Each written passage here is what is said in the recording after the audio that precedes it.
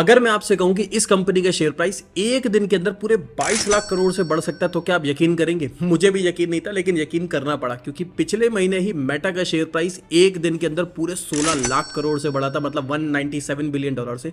और इस कंपनी का शेयर प्राइस पूरे 22 लाख करोड़ से, जो कि 277 बिलियन डॉलर है। हालांकि मैं आपको ये बता देता हूं कि जो 277 बिलियन डॉलर फिगर है कुछ कंपनीज की टोटल मार्केट वैल्यू से भी ज्यादा है, जिसमें से रिलायंस इंडस्ट्रीज का अगर मैं मार्केट वैल्यू की बात करूं 236 billion dollar, Coca Cola company की मार्केट वैल्यू की बात करूं 256 बिलियन डॉलर, और ये जो एक दिन में बढ़ा है ये 277 बिलियन डॉलर बढ़ा है। मतलब कंपनीज पूरी की पूरी इसके अंदर समा जाएगी जितना ये एक दिन में शेयर प्राइस बढ़ा है। क्या बात है। अब आखिर ये शेयर प्राइस इतना बढ़ कैसे गया, और इसके बाद ये कंपनी बन गई दुनिया की थर्ड रिचेस्ट कंपनी या थर्ड बिगेस्ट कंपनी जिसको आप कह सकते हैं, जो कि जिसकी मार्केट कैपिटलाइजेशन है 2.06 ट्रिलियन डॉलर। इस कंपनी का नाम है एनवीडिया। आप लोगों ने रिसेंटली न्यूज़पेपर में, आर्टिकल्स में, न्यूज़ में, यूट्यूब वीडियोस में हर जगह एनवीडिया का नाम तो सुन ही लिया होगा, लेकिन आखिर ये जानते हैं कि इसका शेयर प्राइस एक दिन में इतना ज़्यादा बढ़ा कैसे और ये कंपनी करती क्या है, जो कि सबसे इंपॉर्टेंट चीज़ है। सो जय श्री कृष्णा सभी को, मेरा नाम है सार्थक विरमानी और आइए चलिए शुरू करते हैं। इस कंपनी की शुरुआत 1993 में हुई थी, जब जेनसेन हुआंग अपनी इंजीनियरिंग कंप्लीट कर रहे थे यूएस के अंदर। तो उनको वहां पे दोस्त मिले, एक का नाम था कर्टिस मेलाउस्की, दूसरे का नाम क्रिस प्रायम। उन्होंने उनके साथ डिस्कस करा कि मैं एक कंपनी स्टार्ट करना चाहता हूं और मुझे लगता है कि मुझे ग्राफिक इंडस्ट्री के अंदर एक रेवोल्यूशन लेके आना है, तो क्या आप दोनों मिलकर मेरे साथ एक कंपनी स्टार्ट कर सकते हो? तो वहां पे उस कंपनी की शुरुआत हुई जिसका नाम रखा गया एनवीडिया। उस समय की बात करें तो उस समय जो गेम्स होते थे वो सीपीयू बेस्ड होते थे। मतलब पहले के टाइम में जो गेम्स थे उसमें कोई अच्छे ग्राफिक्स नहीं होते थे, कोई 3D ग्राफिक्स नहीं थे, वो सीपीयू बेस्ड पे ही गेम्स चलते थे। और जेनसेन हुआंग को शुरू से लगता था कि जो गेमिंग इंडस्ट्री है इसमें बहुत ज्यादा पोटेंशियल है और इसको एक नई हाइट पे लेके जाया जा सकता है अगर इन गेम्स के अंदर हम 3D ग्राफिक्स को ऐड कर दें।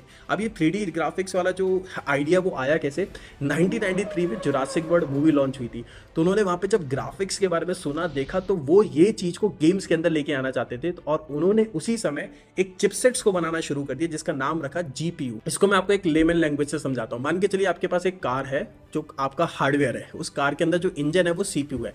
आपकी जो कार चलती है स्मूथली या सारे फंक्शंस परफॉर्म कर रही है वो उस इंजन की वजह से कर रही है। और उस कार को अगर मैं उठा के नॉर्मल कार को रेस ट्रैक पर रख दूं और एक रेसिंग कार से रेस लगाऊं तो ऑब्वियसली बात है वो कार हार जाएगी, क्योंकि उसके इंजन में इतनी पावर नहीं है कि वो एक रेसिंग कार को हरा दे। सिमिलरली आपके जो कंप्यूटर है वो एक सीपीयू से चलता है। उस सीपीयू जो होता है वो सारे सॉफ्टवेयर्स को मैनेज करता है और उसको रन करने में हेल्प करता है।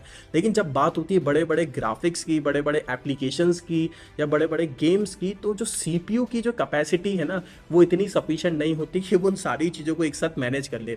और इसीलिए एनवीडिया ग्रुप ने उसमें जीपीयूज बनाना शुरू करे, एक चिपसेट्स बनाना शुरू करी जो आपके कंप्यूटर के पीसी के में प्लग इन कर दो। उसके बाद वो सीपीयू के साथ मिलके वो सारे टास्क को बहुत ही तेजी से कर सकता है, चाहे वो कितने भी बड़े ग्राफिक्स के टास्क भी ना हो। तो 3D ग्राफिक्स को इंसर्ट करने के लिए एक हाई कैपेबिलिटी का चिपसेट चाहिए था जो सीपीयू के अंदर नहीं था, और वहां रेवोल्यूशन आया जीपीयू का। हालांकि मुझे भी अपना बचपन याद आता है, जब मैंने लैपटॉप खरीदा था तो मैंने स्पेशली इसलिए खरीदा था क्योंकि मुझे GTA, Vice City, San Andreas इन सारे गेम्स का शौक था। उस समय सभी को शौक था और मैंने स्पेशली कहा था कि पापा मुझे जो लैपटॉप चाहिए ना उसके अंदर ग्राफिक कार्ड होना चाहिए।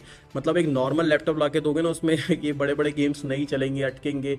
तो मैंने स्पेशली वो लैपटॉप खरीदा जिसके अंदर ग्राफिक कार्ड था, और मुझे नहीं पता था उस समय ये जो ग्राफिक कार्ड है ये एनवीडिया ग्रुप बनाती है। ये मेरे पास पहले का डेल का लैपटॉप है और ये मैंने खरीदा था बहुत पहले।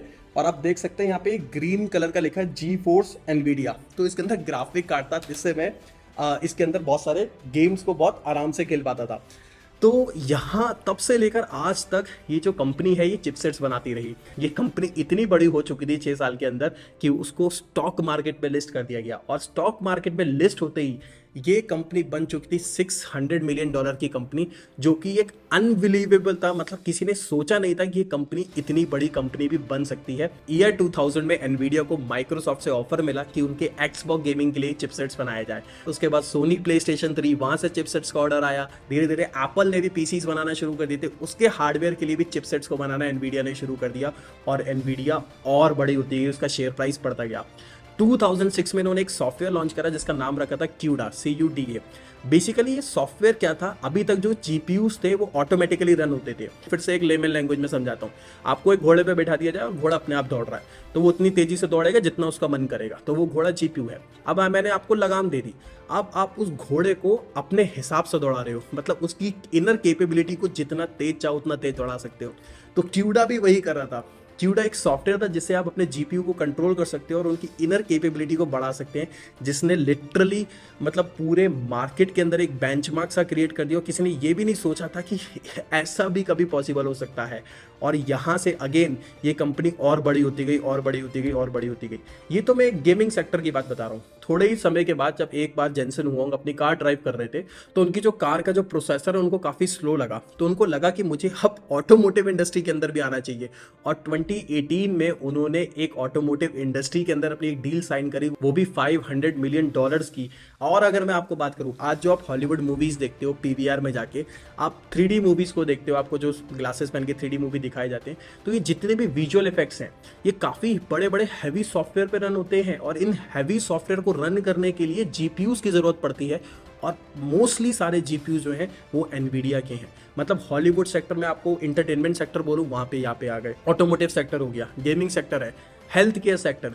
पहले के टाइम में जो डायग्नोस्टिक सीक्वेंसिंग होती थी उसके जो रिजल्ट्स आते थे वहाँ लगभग कम से कम हफ्ते लग जाते थे, लेकिन इनके जीपीयू चिपसेट्स के बाद उन रिजल्ट्स को घंटों में कन्वर्ट कर दिया। मतलब हेल्थ केयर सेक्टर में भी जो एनवीडिया है एक बहुत बड़ा जायंट इन्वेस्टर है। यहाँ पे ये कहानी खत्म नहीं होती। अमेजोन की अगर मैं बात करता हूँ, अमेजोन और बहुत सारी कंपनीज है जो अपने वेयर हाउसेज के अंदर रोबोट्स को यूज़ करती हैं, क्योंकि आपको पता है अमेजोन दुनिया की 4th biggest company in the world है, 4th या 5th नंबर पे आपकी आती है।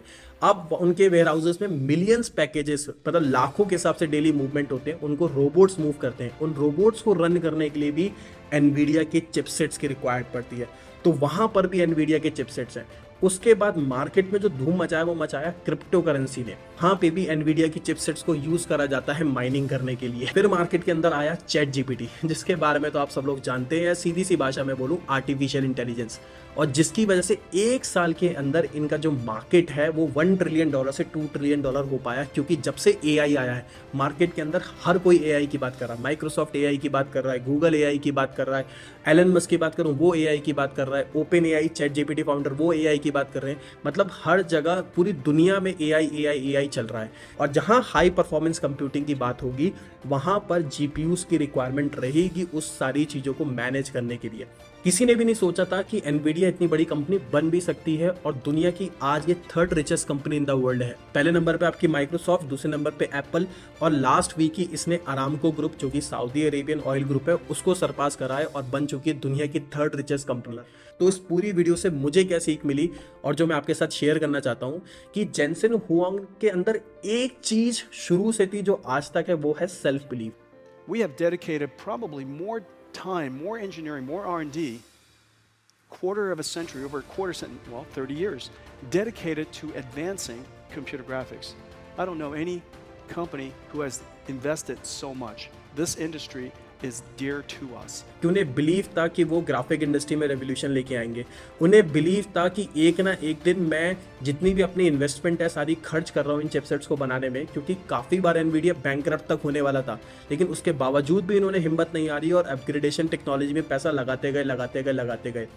तो उन्हें सेल्फ बिलीव था कि मेरा टाइम आएगा, ये फ्यूचर में इस चीज़ की रिक्वायरमेंट आएगी, उन्हें ये पोटेंशियल दिख रहा था।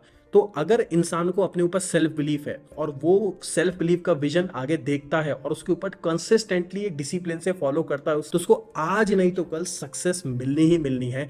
और जेनसन हुआंग को आज सक्सेस मिली, और ऐसी सक्सेस मिली कि आज पूरी दुनिया उस कंपनी के बारे में बात कर रही है जिस कंपनी को कोई नहीं जानता था। उनकी चिपसेट्स तो बहुत पहले से यूज हो रही हैं, लेकिन एनवीडिया ग्रुप को कोई नहीं जानता था, और आज शायद इस वीडियो के माध्यम से आज आप भी इस कंपनी को जान पा रहे हैं। अगर आपको ये वीडियो अच्छी लगी हो तो please don't forget to hit like and subscribe this channel. Thank you.